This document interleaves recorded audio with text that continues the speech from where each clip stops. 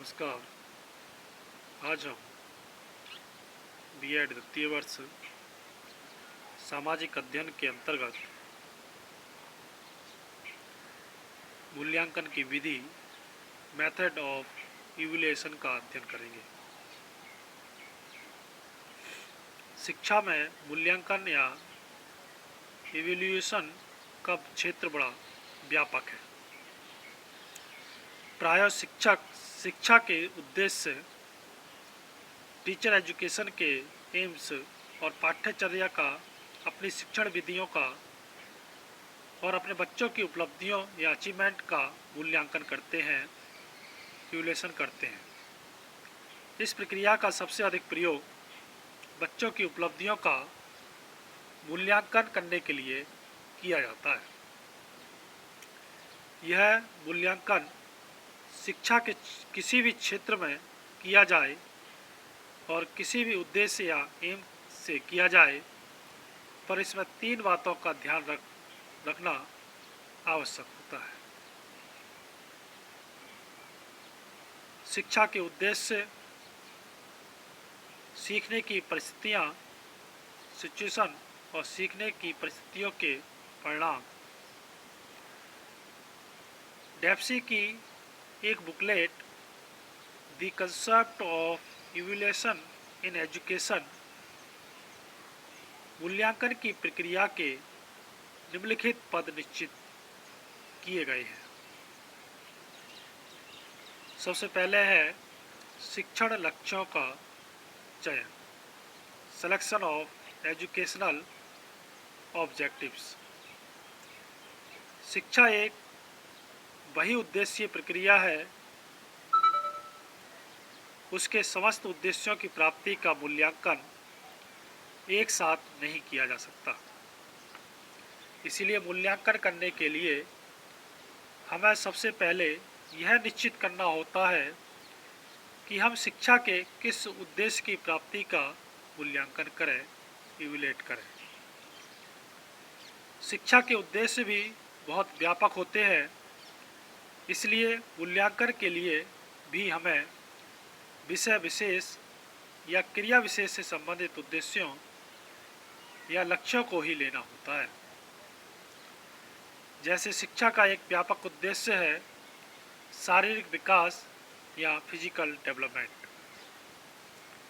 अब शारीरिक विकास के उद्देश्य की प्राप्ति के लिए विद्यालयों में विभिन्न विषयों, जीवन विज्ञान, लाइफ साइंस, शारीरिक विज्ञान, फिजिकल साइंस, गृह विज्ञान, होम साइंस, स्वास्थ्य रक्षा,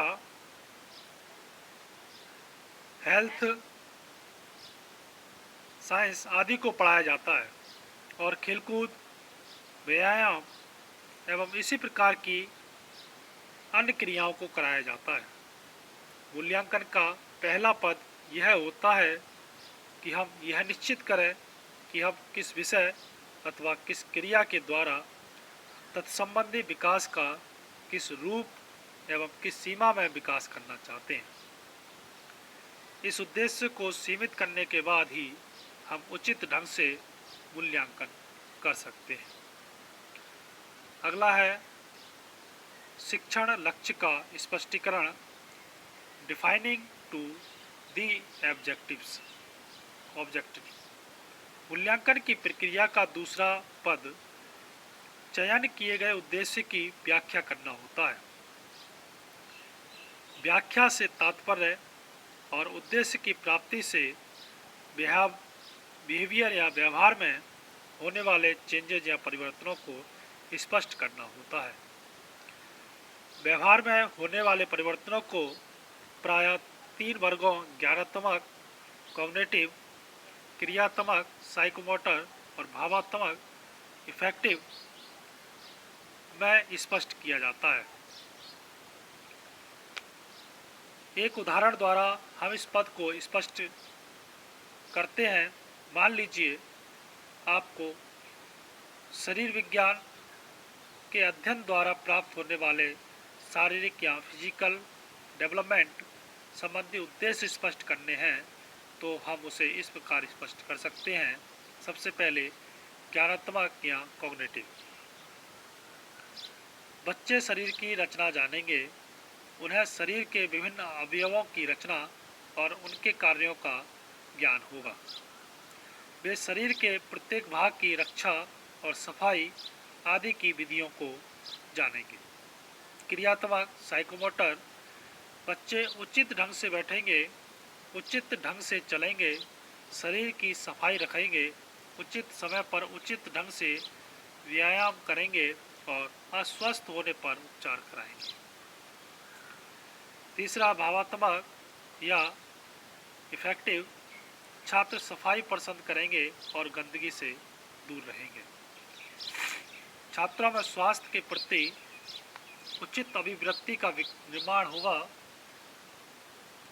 वे स्वास्थ्य रक्षा के लिए सचेत होंगे और स्वास्थ्य के लिए उनका आंतरिक लगाव होगा।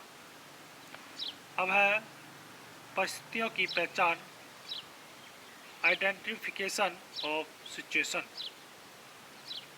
उद्देश्यों की व्याख्या के बाद मूल्यांकनकर्ता को ऐसी परिस्थितियों या सिचुएशन का चयन करना पड़ता है जिनमें बच्चे अपेक्षित ज्ञान, कौशल, रुचियों और अभिरुचियों को अभिव्यक्त करने के लिए विवश हों।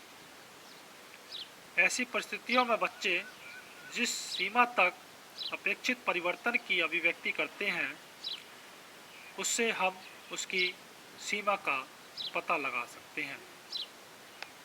अगला है मापन प्रविधियों की जांच और उनका चुनाव, examination and selection of measurement devices.